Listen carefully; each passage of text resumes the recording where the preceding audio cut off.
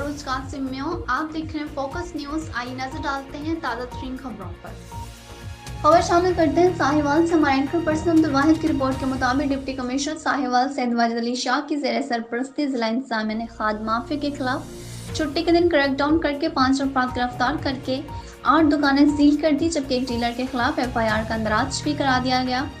Deputy commissioner के अहकामात की रोशनी में ADCR आसिम सली ने भी खाद दुकानों के सरप्राइज इंस्पेक्शन करके रिकॉर्ड चेक किया, जबकि साहिवाल चिजावती के असिस्टेंट कमिश्नर महकमा ज़राअत की टीमें भी इंतजामिया के साथ कानून की अमलदारी के लिए मौजूद रहीं।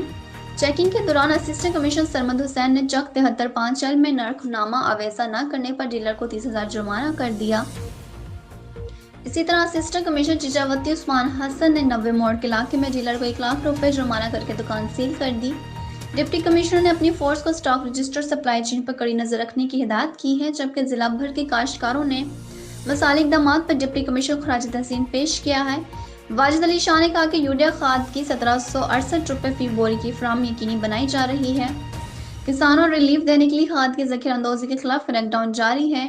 उन्होंने बताया कि जखीरा शुदा खाद कंट्रोल रेट्स पर किसानों को फरोख्त करेंगे। काश्तकार जखीरा अंदोजी और गिरा फरोशी के इत्तला जिला इंतजामिया को दें।